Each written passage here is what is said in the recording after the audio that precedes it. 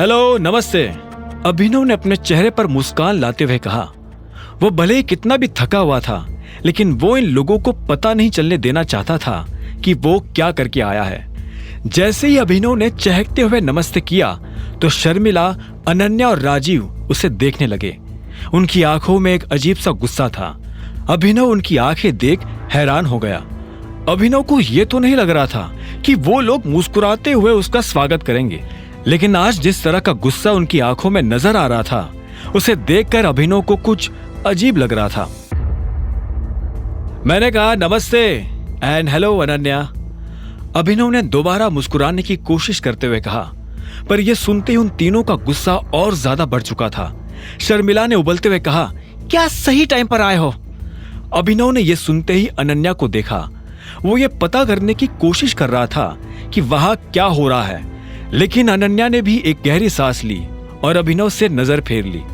अभिनव से रहा नहीं गया तो उसने पूछा, क्या मैंने कुछ गलत किया है? राजीव ने उसे एक पल को देखा और फिर टेबल पर रखा अपना फोन उठाया, उसमें कुछ खोला और आखिर में स्क्रीन अभिनव की तरफ घुमा दी। अभिनव पास आया और उसने राजीव से फोन ले लिया। फिर उसने स्क्रीन पर जो देखा उसे देख उसकी आंखें फटी की फटी रह गई। स्क्रीन पर एक वीडियो चल रहा था जिसमें अभिनव उस लड़के को होटल के अंदर बुरी तरह से पीट रहा था। अभिनव को यह देखते ही अंदर से बुरा लगा। अब उसे समझ आ गया था कि वो सभी अभिनव से खार खाकर क्यों बैठे थे। उसने कहा, जो कुछ भी हुआ उसके बारे में मैं समझा सकता हूँ। इतने में शर्मिला ने उसकी बात बीच में काटते हुए कहा, क्या समझाओगे? कि तुम अपने खाने का बिल भी नहीं चुका पाए और इस चीज से बचने के लिए तुमने इस बेचारे के साथ मारपीट की? शर्मिला ने कहा। अभिनव अपनी तरफ से कुछ कहता, इतने में अनन्या आगे आई और बोली, आई कांट अंडरस्टैंड, तुम्हें इतनी महंगी जगह पर खाना खाने की जरूरत ही क्या थी? तुम तो घर से ये कहकर निकले थे ना कि तुम जॉब के लिए जा रहे हो। फिर अभिनव फंस गया। उसने वीडियो को दोबारा देखा। पूरे वीडियो में उसे चाहत कहीं भी नजर नहीं आ रही थी। ये देख अभिनव की जान में जान आ गई। अगर उन लोगों को पता चलता कि अभिनव चाहत के साथ था तो उसके लिए जवाब देना और भी भारी हो जाता। वो ऐसा कुछ नहीं करना चाहता था जिससे अनन्या और ज्यादा नाराज हो।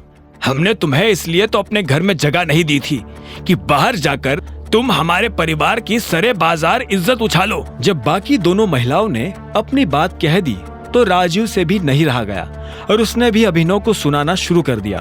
उसने आगे कहा, अनन्या का पति, इस घर का दामाद, पब्लिक में इतने बड़े होटल के अंदर ऐसी गिरी हुई हरकत कैसे कर सकता है? आप सभी ऐसा इसलिए कह रहे हैं क्योंकि आपको सच पता नहीं है। आपने इस लड़के को मार खाते हुए तो देख लिया, लेकिन आप लोगों के मन में यह सवाल नहीं आया कि मैंने इसे मारा क्यों? यह आदमी मुझसे उल्टी सीधी बातें कर रहा था, मुझे अनाप शनाप बोले जा रहा था और मुझे ही नहीं, मेरे साथ। अचानक से अभिनव ये कहते कहते रुक गया। उसकी जुबान पर चाहत का नाम आने वाला था। तुम्हारे साथ कौन?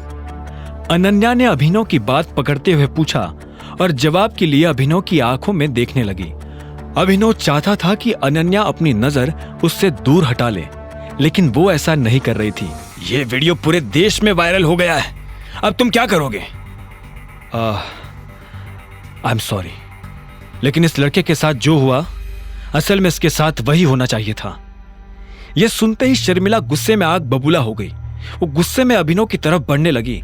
उसका मन तो कर रहा था कि वो अभिनव को थप्पड़ मार दे, लेकिन अपने आप को रोकते हुए उसने कहा, जब हम तुमसे तमीज से बात कर रहे हैं तो तुम भी तमीज से बात करो। परिवार की नाक कटाने के बाद कह रहे हो कि ये जो तुमने किया वो सही किया, और तुम्हें क्या लगा तुम्हारे ऐसे बोलने से हम तुम्हें गले लगाएंगे, शाबाशी देंगे? ना तुम्हारे पास कोई नौकरी है, ना तुम इस परिवार की मदद करना चाहते हो, तो कम से कम भगवान के लिए ऐसा कुछ तो मत करो जिससे इस परिवार को नीचा देखना पड़े। शर्मिला, शांत हो जाओ। राजीव ने शर्मिला को रोकने की कोशिश की। अनन्या की शादी अगर किसी से होनी चाहिए तो वो है चिराग, सिर्फ चिराग। यह सुनती ही अनन्या की आंखें फटी की फटी रह गई। उसने शर्मिला को देखा और बोली, मम्मा, मैं चिराग से शादी करने के लिए कब एग्री हुई? तुम्हारे एग्री होने की मुझे जरूरत भी नहीं है। मैं तुम्हारी माँ हूँ और मुझे पता है what is best for you. इसके साथ रहोगी तो जिंदगी भर तकलीफ ही तकलीफ देखोगी, और फिर तुम्हें अपनी कंपनी के लिए भी मदद चाहिए ना, चिराग के अलावा तुम्हारी कंपनी को फिर से खड़ा करने में कोई तुम्हारी मदद नहीं कर सकता है। इस पर अनन्या ने कहा, मम्मा ऐसा नहीं है, मैं खुद अकरम सर से बात करूंगी, वो मेरी हेल्प कर सकते हैं। मैं चिराग से शादी नहीं करना चाहती हूं। तो क्या तुम जिंदगी भर इस आदमी के साथ रहोगी? हाँ बताओ, शर्मिला ने पूछा। नहीं, मैं इन दोनों में से किसी के साथ नहीं रहना चाहती हूं, अनन्या ने अकड़ के साथ जवाब दिया। आगे की कहानी जानने के लिए देखें अगला एपिसोड सिर्फ पॉकेट एफएम के YouTube चैनल पर, और द रिटर्न ऑफ टाइगर के सारे एपिसोड्स को सुनने के लिए डिस्क्रिप्शन में दी लिंक से डाउनलोड करें पॉकेट एफएम ऐप।